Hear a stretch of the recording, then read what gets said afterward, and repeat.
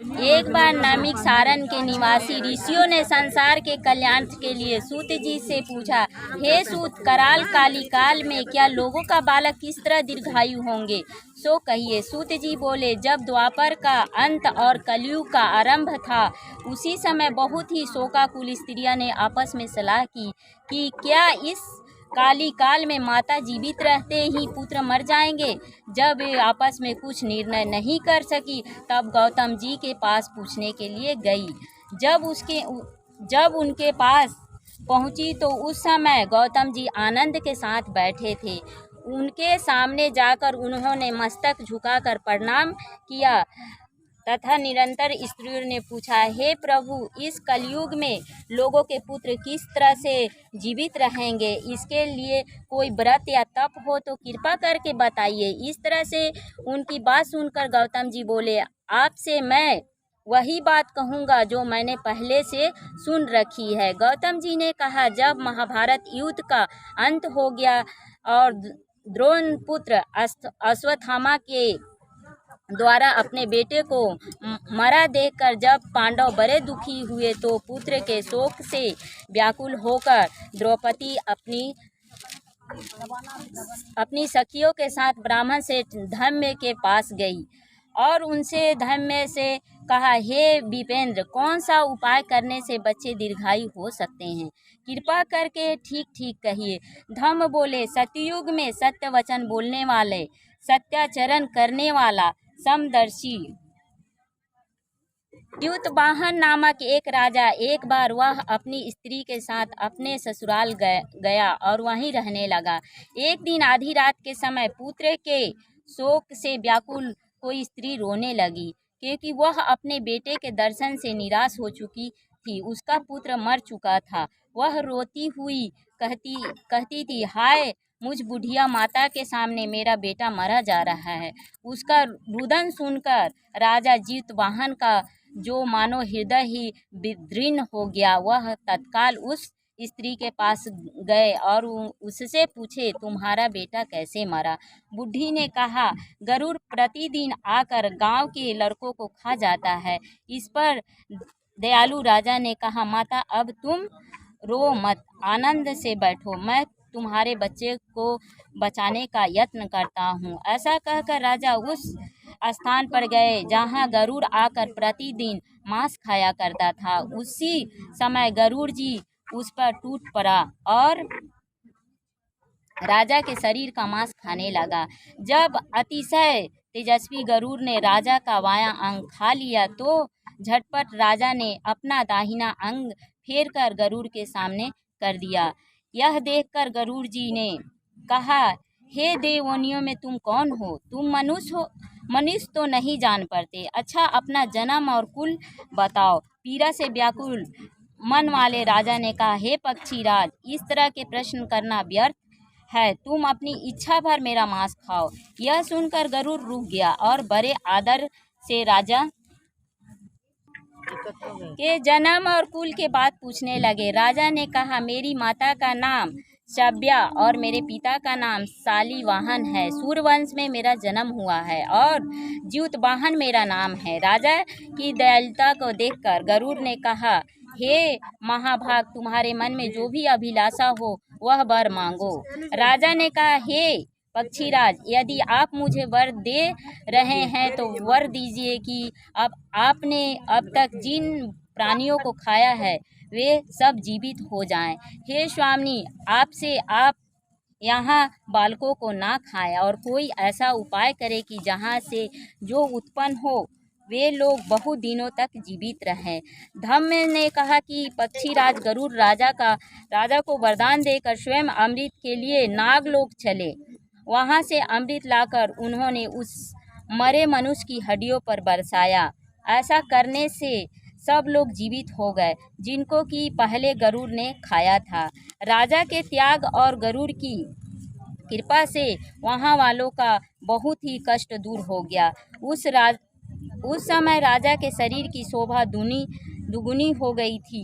राजा की दयालुता को देखकर गरुड़ ने फिर कहा, मैं संसार में कल्याणार्थ के एक और वरदान दूंगा। आज आश्विन कृष्ण सप्तमी से रहित शुभ अष्टमी तिथि आज ही तुमने यहाँ की प्रजा को जीवन दान दिया है। हे वत्स, आपसे यह दिन ब्रह्म भाव होगा। जो मूर्ति वेद से विविध नामों से विख्यात है, वही त्रिलोक से पूजित दुर्गा अमृत प्राप्त करने के अर्थ में जीवित पुत्रिका कहलाई हैं। सो इस तिथि को जो स्त्रियां उस जीवित पुत्रिका की और कुश की आकृति बनाकर तुम्हारी पूजा करेगी तो दिनों दिन उसका सौभाग्य बढ़ेगा और वंश की भी बढ़ोतरी होती रहेगी। यह महाभाग इस विषय में विचार करने की आवश्यकता नहीं है। हे राजन, सप्तमी से रहित और उदया तिथि की अष्टमी को व्रत करने या सप्तमी विद्य अष्टमी जिस दिन हो उसी दिन व्रत न कर शुद्ध अष्टमी को व्रत करे और नवमी को पारण करे। यदि इस पर ध्यान न दिया गया तो फल नष्ट हो जाएगा और सौभाग्य की अवश्य नष्ट हो जाएगा। जितवाहन को इस तरह का वरदान देकर गरुड़ बैकुंठ धाम को चले गए और राजा भी अपनी पत्नी के साथ अपने नगर को वापस चले आए।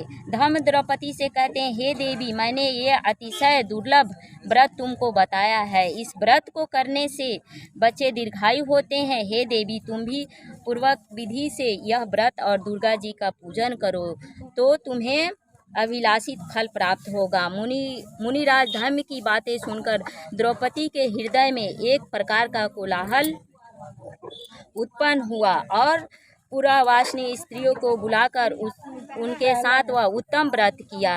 गौतम जी ने कहा, यह व्रत और इसके प्रभाव को किसी एक चिल्ली ने सुन लिया और अपनी सखी सियारिन को बताया।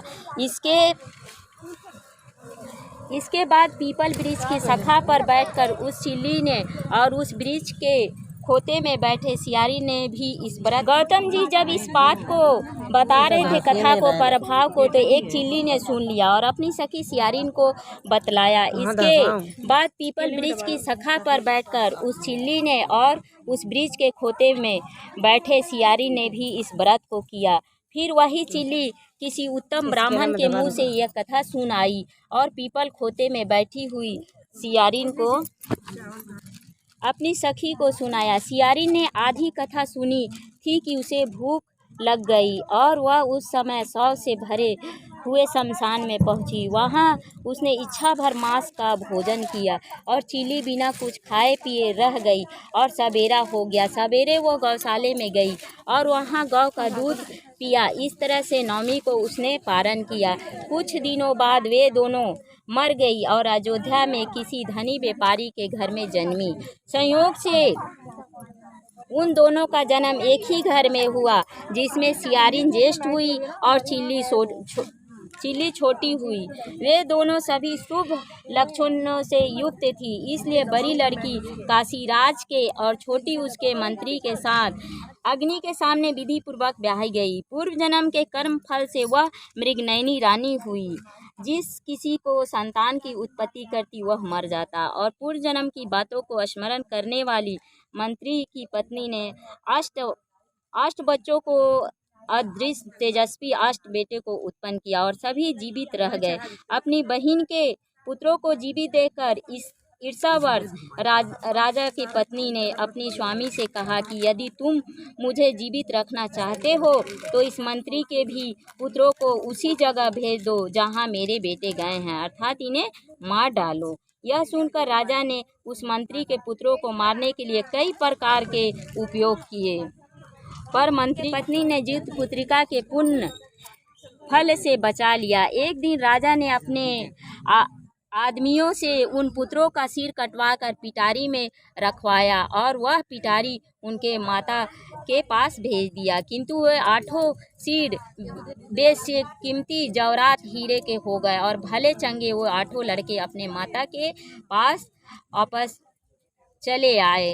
उनको जीवित देखकर राजा की पत्नी को बड़ा विस्मय हुआ। अंत में वह मंत्री की पत्नी के पास आई और उसने पूछा, बहन, तुमने कौन सा ऐसा पुण्य किया है जिससे बार बार मारे जाने के बाद भी तुम्हारे बेटे नहीं मरते। इस पर मंत्री की पत्नी ने पूर्व जन्म में पत्नी ने कहा कि पूर्व जन्म में मैं चिल्ली थी और तुम सियारिन थी, दोनों ने व्रत किया था। तुमने व्रत के नियमों का भली भांति पालन नहीं किया और मैंने किया। इस दोष से यह बहन तुम्हारे बेटे नहीं जीते।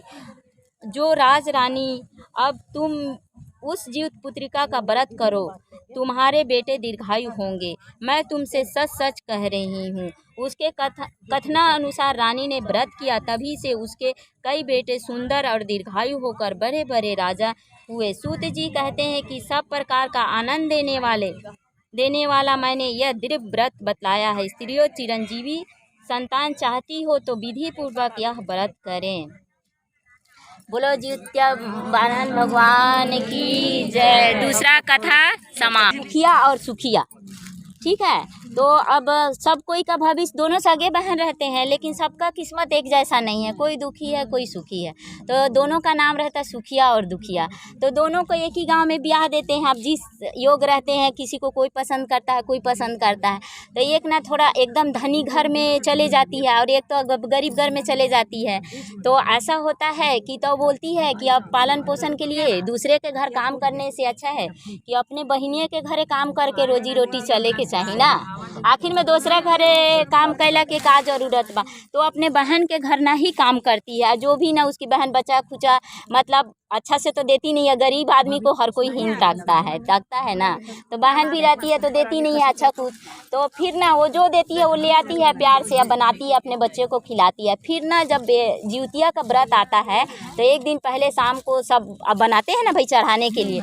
तो बोलती है कि बहन मेरे को आज थोड़ा कुछ अच्छा देना, कि मेरे को चीलो सियारिन के चढ़ाने के लिए थोड़ा सा मैं बनाऊंगी, कुछ अच्छा देना। तो रोज़ तो थोड़ा देबो करती थी, तो उस दिन क्या करती है ना कि आटा का चोकर दे देती है।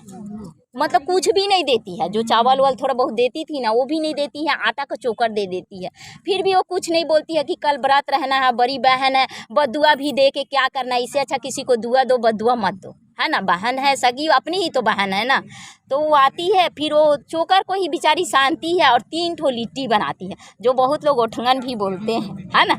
तो वो 3 लिट्टी बनाती है, तो एक खाती है, एक को चढ़ाती है, एक को चूल्हे के पास ऐसे ओठंगन रख देती है और सूझ जाती है। तो जब रात होता है ना तो एक बूढ़े बाबा मतलब खूब ऐसे दरवाज़ा खटखटाते रहते हैं, मतलब ऐसे करके। तो बोलते हैं, तो वो खोलती है धीरे धीरे ऐसी दरवाज़ा को। तो डरते डरते, रात तो रहता है, तो बोलते हैं बेटी मेरे को बहुत भूख लगा है, कुछ खाने को दे दो। तो अब लाज भी लगता है कि चोकर का रोटी कैसे दें। तो बोलती है बाबा कुछ तो नहीं है, बस चोकर का रोटी है। तो सोए रहती है थोड़ा सा मतलब आलसी टाइप का, कि देने में भी संकोच लगते रहता है, जाके बैठ जाती है। बोलती है बाबा चूल्हे के पास है, खा लीजिए, ऐसे करके। तो वो जाते हैं और वो रोटी को खा लेते हैं। तो बोलती हैं बेटी मेरे को पानी भी दे दो, ऐसे करके। तो बोलती है कि अब कुआं से क्या, वहीं पर लोटा में है, पी लो, ऐसे करके। तो वो खा लेते हैं, पी लेते हैं। उसके बाद ना वो बोलते हैं कि बेटी मेरे को तो बहुत ज़ोर से अब लैट्रिन लग रहा। तो वो बोलती है कि अब खा लिए पी लिए, बुजुर्ग आदमी है, गिर और जाएंगे, हाथ पैर टूट जाएगा, और बाहर खेत उत में भेजना भी तो एक दोषी है ना। आप घर में किसी को रखे हो, खिला रहे होता है ना। तो वो बोलती है ये बाबा कहीं मत जाई, रहो बूढ़ बानी अन्हारा में, हमरा घरे में एगो कोना में कहीं कह दी, हम कल सवेरे उठ के साफ कर दें, लेकिन बाहर रहुआ मत जाई। तो वो बुढ़ऊ पूरा जितना घर रहता है ना कूद कूद के चारों तरफ लेट्रिन को कर देते हैं। तो अपनिया तो पी गए रहते हैं। तब पहले के लोग कुआं से ना पानी लेने जाता था। तो अब बोलते हैं कि अब कुआं में के जाई पानी ले, बाबा रहे दी, हमरा बाल बटे लम्बा लम्बा, हमरा बालवे में पोछ दी ही। अब का करें, पोछ के या सूत जाई। अब वो का करते हैं कि बाल में पोछ लेते हैं। अब उनका ना घर में पूरा सोना चांदी या बाल सोने का, वो सो जाती है। और वो तो भगवान रहते हैं, भगवान भेष बदल के आए रहते हैं। अब ना वो चले जाते हैं, उठती है तो देखती है कि चारों तरफ सोना चांदी, बाल ले सोना हो गया रहता है उसका पूरा। अब वो पूरा सब अपना समेटने लगती है अंधन। तो उसकी बहन को चिंता होता है, अरे आइल कैसे ना, हमार कमो भइल ना, मतलब झाड़ू पोछा बर्तन आइल ना का करे लगल अपना घरे। अब वो गुस्साते रहती है उसकी बड़ी बहन। तो बोलते जो तेरे मौसी को बुला के ले आओ, कहाँ रह गई लाइल ना। तो वो जाती है तो देखती है कि वो तो सुपे सुपे सब सोना वोना। तो बोलती मम्मी मौसी तो मार सोना चांदी बिटोरती है ऐसे करके। अब वो ना अब बड़ी उसको बिस्मत होता है। अब अपने जब सुखी हो जाएगा तो कौन जाएगा केकरा घरे काम करने। अब आती है तो बोलती है बहन ऐसे कैसे हो गए, ऐसे करके कैसे मतलब इतना अन्न धन कहाँ से। तो बोलती है बहन मेरे को तो नहीं मालूम, एगो रात में बुढ़ऊ आए आ तू ही जौन चोकरवा के रोटियाँ देले रहलू है उहे बनैनी आ ये हम तो एगो खा लेनी उपास खातिर, एगो चढ़ा देले रहनी चिलो सियारिन के, एगो रहे तो कहते रहन कि भूख लगल बा तो का दी, हमरा घर तो कुछ ना रहे, गरीब बरले बनी तो जानते बारू। तो कहत रही कि वही खाए हैं तो बोले हैं कि खा लिए तो पानी मांगे। तो मैं बोली लोटा में है पी लीजिए। बहुत लोग चूल्हा के पास पानी रख देता है ना, एक ठो है ना रखे रहता है बहुत लोग। तो बोलते हैं कि वही पी लिया और उसके बाद बोलते हैं कि मैं अब लेटरिन करूँगा। तो रात के कहाँ भेजती गिरोर जाई हैं। तो हम कहनी कि हाँ कोनवे में कर लीजिए, हम सुबह साफ करें। वो मैं निर्मल मन से बोली थी भाई, उसको नहीं मालूम था, वो तो भगवान थे। तो वो बाल में पोंछने बोली तो बोले कि पानी मांग रहा है तो धोने के लिए, तो बाल में पोंछ लो। अब वो पोंछ लेते हैं। तो ये अब उसको बहन को लगे कि अगला साल कब आओ कि कब मैं व्रत को करूं है ना। अब वो तो अमीर रहबे करती है। फिर अब बीते एक एक दिन गिन के उसको साल साल बीत जाता है एक एक दिन। तब वो जब जिउतिया का सतमी जब आता है तो बोलती है बहन मेरे को भी ना कुछ दे, तू चोकर कर दे, चोकर ही देना, मैं तेरे को चोकर दी थी तू भी मेरे को चोकर ही देना कुछ दे, मैं भी उपास रहूँगी कल जिउतिया को, क्योंकि वो बोले रहती है ना कि मैं जिउतिया का कल करूँगी करके बहन दो। तो वो दे देती है। ये भी जाती है लिट्टी को वैसी बनाती है वो जैसे जैसे बता रहती है। फिर भगवान परीक्षा लेने के लिए आते हैं उसके पास। तो बोलते हैं खटखटाते हैं दरवाज़ा, तो बेटी ऐसे खोलो तो बोलती आ जाई अंदरे ऐसे करके। तो बोलते हैं खाना दो, तो बोलते हैं खाना तो नहीं खे, वो चोकर के लिट्टी बाटे खा ली। अब वो खा लेते हैं तो बोलते हैं फिर पानी बोलते हैं, जैसे जैसे उसको बोले रहते हैं वैसे ही बोलते हैं। ये फिर बोलते हैं कि बेटी मेरे को जोर से टट्टी लगा। तो बोलती है कोना कोना में कर दी, अब मुरी में पोंछ दी, जैसे वो बोले रहती है। वो तो मजबूरी में बोले रहती है कि बाहर के जाए, और ये सुख सोहा बस सोना के लालच में बोले रहती है। अब भगवान क्या करते हैं कि चारों तरफ घर में पूरा गंदा मतलब कर देते हैं। अब पूरा बाल भी बसाते रहते हैं। जब सुबह उठती है तो मार लेटरिन बाथरूम के मारे तब रोने लगती है छाती पीट के फिर भगवान से। तो ऐसा लालच बस ना करे के चाहिए। कौनो व्रत कर रहे हो तो श्रद्धा से करो, भक्ति से करो, लालच से मत करो। जिसका दुख है तो दुख है। अब ऐसा नहीं कि तुम सुखे दुखी बनोगे तो थोड़ी भगवान सुनेंगे। तीसरा कथा का समाप्त। एक ना ब्राह्मणी रहती है, मतलब मियाँ बीबी रहते हैं, बाल बच्चा नहीं रहता है ना। तो पंडित जी अब कथा कहते हैं जिउतिया का, लगभग गांव में पंडित लोग ही सुनाते हैं भाई, है ना, जाके सुनाते हैं। तो पंडित जी कथा को कहते रहते हैं। पंडिताई इनका बोलती है कि हमो जिउतिया करम पंडित जी से। तो पंडित जी बोलते तू बहुत मतलब तरह से उपास रहल वहल ना जला, और जिउतिया ऐसा व्रत बा कि एकदम 24 घंटा के निर्जला रहे के बा, और नहीं रह सकते हो तो इसमें खंडित नहीं करना है, नहीं रहने में कोई दोष नहीं है। लेकिन किसी व्रत को दोषी कर दो ये दोष है ना। तो वो बोलती है कि रउए तो बस रोने दूसरे के मेहरारू के पूजा करावल निमन लगेला ना, हमरे के मना करता नी, और दोसर कोई के मतलब सब मेहरारू के जाके कथा सुनावे नी, और हमरा कहता नी कि ना तू मत कर। तो बोलते हैं पंडित जी की ठीक बा लेकिन कर तार मन बात, तो तू उपास रह जा और सब तू मतलब तैयारी करी है, तले हम बाकी लोग के कथा सुना के आ जाए, और तू तो घरे के बारू तो हम कथा के सुना दे ऐसे करके। अब पंडित जी क्या करते हैं धीरे से दरवाजे के पीछे छुप जाते हैं, मतलब दरवाजे के फाँक से देखते रहते हैं। वो कथा सुनाने नहीं जाते हैं क्योंकि उनको मालूम रहता है कि ये पालन करिहन कि ना करिहन, है ना। तो वो क्या करती है पंडिताई ना, एक ही मतलब मन के एक ही गो लिट्टी बना लेती है, और एगो कान में पहन लेती है, एगो गले, दोनों कान में, नाक में, गले में, हाथ में, सब जगह पहन लेती है ना।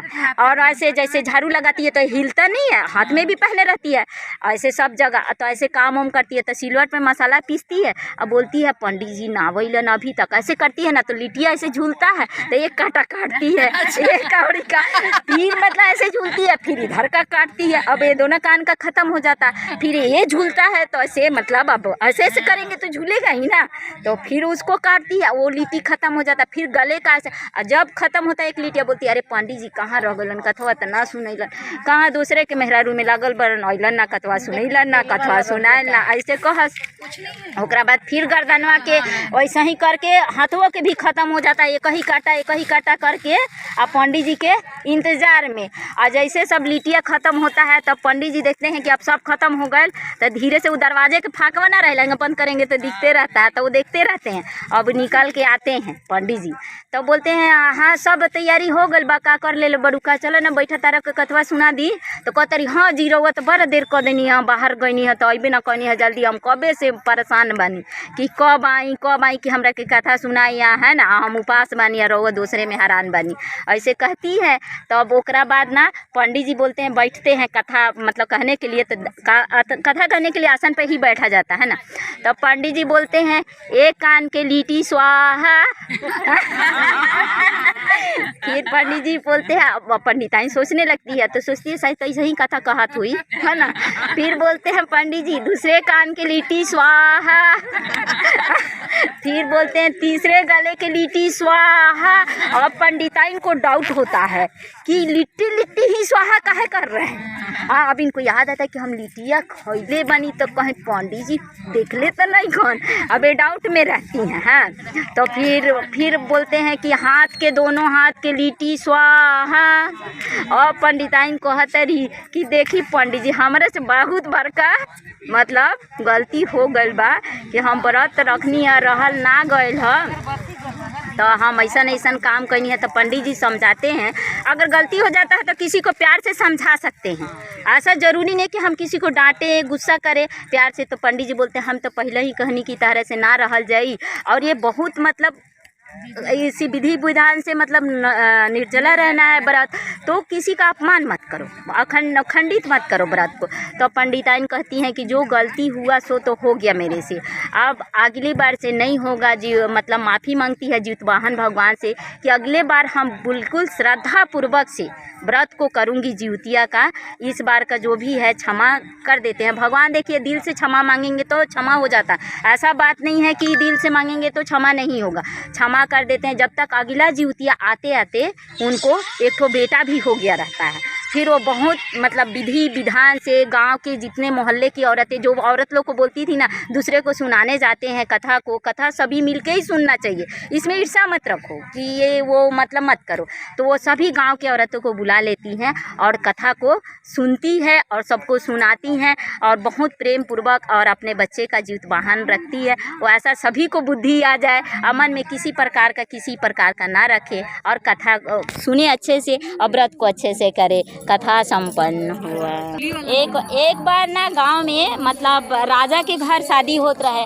अब जैसे अभी अचानक मौसम खराब हो गल बनो हो सुजा है ना, तो वैसे ही मौसम एकदम 8 दिन से खराब हो गए रहे। तो गांव में अब सब कोई कहे कि अरे भैया आप कैसे हो कि मतलब राजा के घरे बियाह गेहूँ कैसे धोआओ, कैसे लड़की के शादी बियाह को। तो एगो पंडिताइन रहली, तो वो विधवा रहली, उनका केहू ना रहे, तनी केहू दे देवे तो मांग के खा ले, सोई से उनकर जीवन चलत रहे मांग खा के।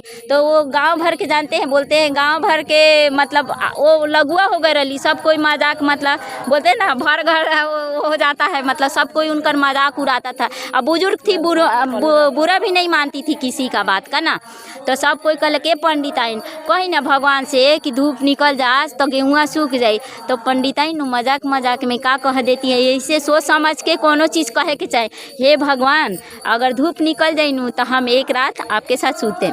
यही से भगवान से कभी वादा नहीं करना चाहिए मजाक में भी। और एकदम खराटे का धूप निकलता है, मतलब एकदम अच्छा धूप निकल जाता है, गेहूँ सूख जाता है और लड़की का शादी हो जाता है गांव का। मतलब हाँ विश्वास नहीं था, मजाक में सब बोले, मजाक में कह देली है ना। अब कहा है कि कहले से तो कभी कभी देखते हैं सरस्वती जुबान पे रहती है, तो कब किसकी बात सत्य हो जाए और सही हो जाए तो आप नहीं कह सकते हो। तो वो ना फिर ना अब जब शादी हो जाता है तो भगवान वादा के अनुसार अब आते हैं। तो अब इनको शर्म लगता है, मैं एक तो विधवा है ना, हमारा ना बाल है ना बच्चा है ना बेटा है ना बेटी है, और लोग हमको समाज क्या कहेगा, बदनाम कर देगा ना। ब्राह्मण रहती हैं, बाल विधवा रहती हैं, तो लोग थू भी करेगा ना इस बात को। अब वो भगवान तो कहते हैं कि अब वादा किए हो तो निभाओ, है ना। तुम ऐसा वादा इसीलिए सोच समझ के बोलते हैं ना, वादा करना हो तो सोच समझ के करो, और कुछ बोलो भी तो सोच समझ के बोलो, है नहीं। मजाक में भी कभी कभी बहुत सारा गड़बड़ काम हो जाता है। तो वो ना अब वो पंडिताइन अब कहती है अब भगवान तो आएंगे ही। वो बोले रहते कि अब मैं तो आऊँगा भाई, तुम बोली हो तो। अब भगवान आते हैं। ये क्या करती हैं कि अब लोग मतलब भगवान नहीं है ना हमरा के घर में ढूंढिए ना ऑफिस चल जाइए, तो क्या करती है कि वो खड़ी को ना लाल साड़ी औरत जैसे पहना देती हैं और ऐसे घूंघट ओढ़ा के पड़ोसी के घर सूझ जाती है। अब भगवान आके खटिया पर बैठते हैं, अब बोलते आवा ना हो आवा ना। अब वो औरत थी कि आए, अब कुछ नहीं, वो आती भी नहीं है और ऐसी बैठे रहती है। लास्ट में ना भगवान जब सुबह होने वाला रहता है तो भगवान उठते हैं, बोलते हैं जाओ तुम मेरे को छली हो ना, मैं तुमको छलूँगा करके। मतलब जो भी माफ़ी मांग लेते अलग बात है, तुम औरत बना के बैठा के दूसरे के घर भाग गई, मतलब चल गलती से मैं बोली जो भी बोलना था, है ना। सामने बोलना अलग बात है, पीठ पीछे बोलना बहुत बड़ी बात है नहीं, भाग जाना धोखा देना हुआ ना इसको। तो वो ना चले गई दूसरे घर। अब भगवान उठते हैं, सुबह होने वाला रहता है तो जाते हैं। तो पहले के लोग घूर फेंकता था नहीं जी, घर के बाहर नहीं फेंक देते थे राख हो, तो वो घुड़वा पे क्या करते हैं जाके पेशाब कर देते हैं। अब पेशाब कर देते हैं तो भगवान घूड़ पे पेशाब करते हैं। अब वही घूड़ के पास ना इतना अच्छा केथरी के साग उग जाता है, मतलब कोमल कोमल एकदम देख के अब खाने का इच्छा। अब वो पंडिताइन अब एकदम इतना प्यारा साग रहता है कि वो पंडिताइन कहती है कि ना बना के खा लेते नहीं, इतना सुंदर साग दिखता। साग लालची भी होता है ना जी जेकरा साग पसंद बा, है ना। तो वो साग बनाती है खाती है। अब उनको रुक जाता है। अब वो ना दिने दिने बनने लगता है। अब शर्म के मारे अब जैसे 3-4 महीना होता है तो अब शर्म की बाहर जाए तो लोग का कही के विश्वास करी हमार ना, केकरा से सफाई दिया ही बताइए। समाज ऐसा चीज़ है कि झूठ को ज़्यादा मानता है, सच को बहुत कम मानता है नहीं। अब वो पंडिताइन ना अब एकदम इतना दुखी हो जाती हैं कि भगवान को याद करती हैं। भगवान को याद करती है कि एक तो आप आइए, जो भी मेरे से गलती हुआ है अब क्षमा करिए और आइए। अब मैं कौन सा मुंह लेके बाहर निकलूं और कैसे करूं, मैं विधवा, ऊपर से मेरा कोई नहीं है सहारा। लोग गांव के लोग ही थू थू करेगा तो कौन आपको खाना देगा, कौन आपको पानी देगा। कि इतना गलत काम करती है, ब्राह्मणी औरत हो के इतना मतलब गंदा काम करती है। तो वो फिर ना मतलब भगवान आते हैं, बोलते हैं तुम चिंता मत करो, मतलब तुम चिंता मत करो, तुम्हारा ये सहारा बनेगा। तुम्हारा पेट से तुम इसको जन्म नहीं दोगी, इस बच्चे को। यह तुम्हारे कान में फोड़ा होगा, फोड़े के ज़रिए तुम्हारा बच्चा होगा। तो उसे कोई नहीं कहेगा ना, यहाँ से होगा तो होगा, तो दुनिया बोलेगी ना। लेकिन अब यहाँ पे किसी को फोड़ा हो जाए तो कैसे कहेगा, कोई नहीं कहेगा ना। अब ये अपने मान लो चीरा मारते हैं या कैसे, तो वो जब ना ये फोड़ा होता है उनके कान में, कान द्वारा बच्चा होता है। बोलते यही तुम्हारा बुढ़ापे का जो कोई नहीं है, यही तुम्हारा सहारा बनेगा। तो वो जब बच्चा होता है तो उन्हीं का नाम जितवाहन रखती है वो, मालूम।